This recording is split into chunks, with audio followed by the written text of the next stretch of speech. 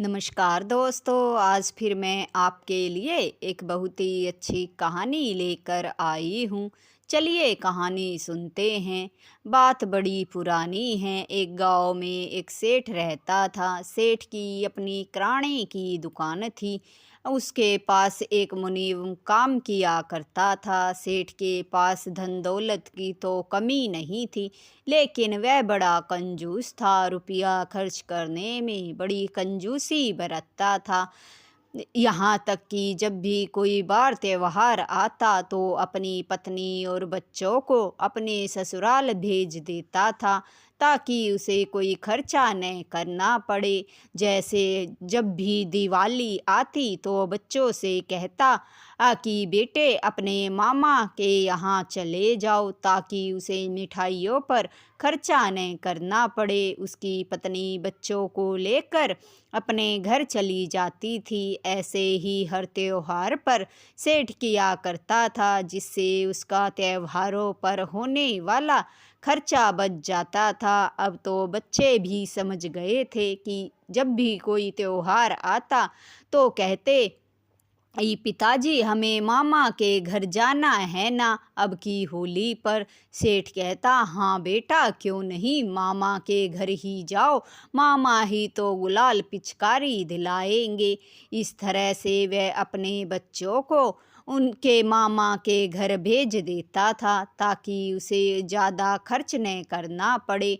फिर भी बड़ी कंजूसी करते हुए भी जब घर खर्च के लिए 1000-1500 रुपये खर्च हो जाते तो वह अपने मुनीम को डांटता और कहता कि इतने पैसे कैसे खर्च हो गए। अगर अगले महीने घर खर्च में कटौती नहीं हुई तो मैं तुम्हारी पगार नहीं दूंगा। इतना ही नहीं, वह अपने घर में भी अपनी पत्नी को कहता था कि साधारण दाल रोटी खा लेनी चाहिए, किसी को तो ये भी नसीब नहीं होती। पकवान बनाने से क्या फ़ायदा है, पेट ही तो भरना है। पेट तो पानी के साथ रोटी घूट कर भी भरा जा सकता है। पत्नी भी बड़ी परेशान थी कि इतनी कंजूसी किस काम की है, पर वह उससे कुछ नहीं कहती थी। फिर एक महीना बीत गया, तब शरद पूर्णिमा आई। उस समय सेठ की पत्नी अपने बच्चों को लेकर पीहर गई हुई थी। हमेशा की तरह तभी मुनीम के मन में कुछ अच्छा खाने का विचार आया। वह सेठ से कहने लगा, सेठ जी, शरद पूर्णिमा कल है, हमें कुछ अच्छा पकवान बना लेना चाहिए। यह सुनकर सेठ उस पर गुस्सा करने लगा, तुम्हें पकवान खाने की पड़ी है और मैं घर खर्च बचाने के चक्कर में हूँ। तभी मुनीम ने कहा, सेठ जी, आपने कहा था कि इस महीने पिछले महीने से अगर इस महीने कम घर खर्च हुआ तो आप मेरी पगार दे देंगे, और अब की बार तो पिछली बार से पूरे 500 रुपये कम खर्च हुए हैं। इसलिए मैं कहता हूँ कि सिठानी और बच्चे भी घर में नहीं हैं, आप ही तो हैं, क्यों न खीर बनाकर खा ली जाए। बहुत दिन हो गए हैं स्वादिष्ट खीर खाए हुए। अब सेठ कहने लगा, क्या सच में घर खर्च से 500 रुपये की बचत हुई है? मुनीम कहने लगा, हाँ सेठ जी। तब सेठ ने कहा, तो ठीक है, चावल और दूध ले आओ और फिर तुम खीर बना लो। अब जो सेठ था उसने मुनीम को ये सब कह तो दिया, लेकिन वह मुनीम को रत्ती भर भी खीर देना नहीं चाहता था। उसका मानना था कि पैसा तो वह खर्च करे और खीर मुनीम खाए। यह कैसे हो सकता है? वह सारी खीर को अपने आप खाना चाहता था। मुनीम ने दूध चावल लाकर अच्छी सी स्वादिष्ट खीर बनाई और सेठ से कहा कि सेठ जी, ये लीजिए, हम दोनों आधी आधी खा लेते हैं। अब सेठ उसे सीधे सीधे तो मना नहीं कर सकता था। सेठ मुनीम से कहने लगा, मैंने सुना है शरद पूर्णिमा की रात को चांद से अमृत की बूंद टपकती है, तो हमें एक काम करना चाहिए। इस खीर को छीके में बांधकर ऊपर लटका देना चाहिए, जिससे चाँद की रोशनी इसमें गिरती रहे और शायद चाँद से कुछ अमृत की बूंद भी इस खीर में गिर जाए। रात भर इसे छीके में टाक देते हैं और फिर सुबह ही इसे खाएंगे। तब मुनीम कहने लगा, ठीक है सेठ जी, जैसा आप चाहे। अब सेठ ने कहा, पर सुबह खीर वही खाएगा जो रात में अच्छा सपना देखेगा। अब मुनीम सेठ की सारी चालाकी समझ गया। मुनीम सेठ से कहने लगा, सेठ जी फिर तो आप ही इस खीर को अभी खा लीजिए, क्योंकि मुझे तो अच्छा सपना दिखने से रहा। आप तो सेठ हैं, आपको तो सपने में भी बहुत अच्छा दिखेगा, पर मुझे क्या दिखेगा। सेठ कहने लगा, नहीं नहीं, ऐसी बात नहीं है, तुम्हें भी तो अच्छा सपना दिख सकता है। ऐसा क्यों कह रहे हो कि तुम्हें अच्छा सपना नहीं दिखेगा। इस बात का फैसला तो हम सुबह करेंगे।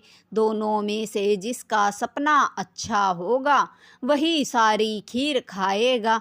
मैं तुम्हारे साथ नाइंसाफ़ी नहीं करना चाहता।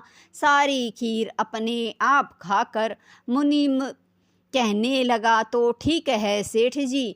उन्होंने खीर को छीके में बांध कर चाँद की रोशनी में एक कड़ी में लटका दिया। अब जो सेठ था वो अपने कमरे में जाकर सो गया और मुनीम भी अपने घर जाकर सो गया। मुनीम का घर भी सेठ के घर के पास ही था। अब जो मुनीम था उसे नींद नहीं आ रही थी, क्योंकि वो जानता था कि सेठ का सपना तो उसके सपने से बहुत अच्छा होगा। तो सुबह होने पर उसके हाथ तो खीर की एक चम्मच भी नहीं आएगी। इसी चिंता में उसे नींद नहीं आ रही थी। फिर उसने सोचा, क्यों ना रात में ही सारी खीर खा लूँ, सुबह का झंझट ही नहीं रहेगा। सुबह जो होगा देखा जाएगा। वैसे भी खीर सुबह मुझे मिलने से तो रही। यह सोचकर वह चुपके से सेठ जी के घर के बाहर टकी हुई जो हांडी जिसमें खीर थी वो उतार ली और उस हांडी की खीर को चट कर गया। एक चम्मच भी उसमें नहीं छोड़ी और उसे अच्छे से धो धाकर बिल्कुल साफ करके वापस छीके में टाक दी और अपने घर आकर सो गया चैन की नींद। अब जो सेठ था उसे कुछ भी पता नहीं था। सुबह जब सेठ उठा तो मुनीम उसके पास आया। सेठ ने मुनीम से कहा कि बताओ, तुमने कौन सा सपना रात में देखा। तब मुनीम कहने लगा, सेठ जी आपका सपना ही मेरे सपने से अच्छा होगा, मैंने तो कुछ खास नहीं देखा। तब सेठ कहने लगा, अच्छा तो मैं तुम्हें अपना सपना बताता हूँ। मैंने तो रात में बहुत ही अच्छा सपना देखा। तब वह मुनीम से कहने लगा, मुनीम जी रात सपने में मेरे इंद्रदेव आए थे और वे कहने लगे कि सेठ जी तुम तो बड़े ही अच्छे हो और नियमों के पक्के हो। वह मुझसे बड़े खुश थे, इसलिए मुझे अपने साथ स्वर्ग लोक ले गए। वहाँ ले जाकर मुझे अच्छा स्वादिष्ट भोजन कराया और नर्तकियों का नृत्य देखकर मुझे अनुपम सुख की अनुभूति हो रही थी और फिर मुझे इंद्रदेव अपने सिंहासन पर बिठाने ही वाले थे। इतनी देर में मेरी आंख खुल गई, देखा तो सवेरा हो गया था। बस यही सपना मैंने देखा। तब मुनीम कहने लगा, सेठ जी आपका तो सपना बहुत ही अच्छा है। तब सेठ कहने लगा, तुम अपने सपने के बारे में भी तो मुझे बताओ, तभी फैसला होगा किसका सपना अच्छा है। मुनीम कहने लगा, सेठ जी मैंने तो बहुत ही बुरा सपना देखा सेठ से कहने लगा। तब सेठ ने कहा, बताओ तो सही, ऐसा क्या देखा। तब मुनीम ने कहा, सेठ जी, कल रात 12 बजे यमराज अपने 2 यमदूतों के साथ मेरे पास आए और मुझे अपनी गदा मारकर उठा दिया। मैं उन्हें देखकर डर गया। यमराज ने कहा, सेठ के घर छीके में क्या टका है।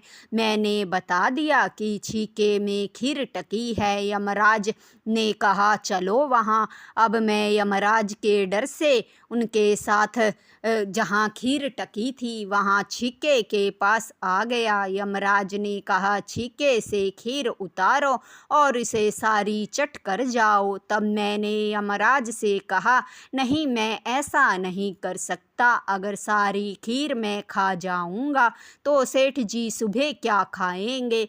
तब यमराज ने कहा, अगर तुमने अभी सारी खीर को चट नहीं किया तो मैं तुम्हें अभी यमलोक ले जाऊंगा। यमराज के डर से मैंने हंडिया की सारी खीर चट कर ली। फिर यमराज ने कहा, अब इसे अच्छे से धोकर मटकी को छीके पर वापस टाक दो और कहा कि अब सीधे जाकर अपने घर सो जाना और सुबह होने पर ही उठना। मैं डरता हुआ यहाँ से फिर वापस अपने घर चला गया और जाकर सो गया। जब सुबह हुई तभी मेरी आँख खुली और आँख खुलते ही मैं यहाँ आ गया। तब सेठ जी कहने लगे, अरे बेवकूफ़, सपने कभी सच थोड़ी ना होते हैं। जल्दी से खीर उतारो, छीके से अब और इंतज़ार नहीं होता। फिर मुनीम ने छीके से जैसे ही हंडिया उतार कर सेठ के हाथ में दी, हंडिया को देखकर सेठ चौंक गया। सेठ कहने लगा, अरे मुनीम, ये क्या, हंडिया तो बिल्कुल मंजी धुली रखी है। इसका मतलब ये हुआ कि तुम्हारे सपने में सच में यमराज आए थे। वो सपना नहीं, हकीकत थी। बेवकूफ़, तुमने मुझे उठाया क्यों नहीं। तब मुनीम कहने लगा, सेठ जी, मैं आपको कहाँ से उठाता। आप तो उस समय स्वर्ग के सुख का अनुभव इंद्र जी के साथ कर रहे थे। मुनीम की बात सुनकर सेठ चुप हो गया। इस तरह से बड़ी चालाकी से मुनीम ने सारी खीर खा ली और सेठ को कुछ पता भी नहीं चला। कहानी आपको अच्छी लगी हो तो लाइक, शेयर और सब्सक्राइब ज़रूर करें। धन्यवाद दोस्तों।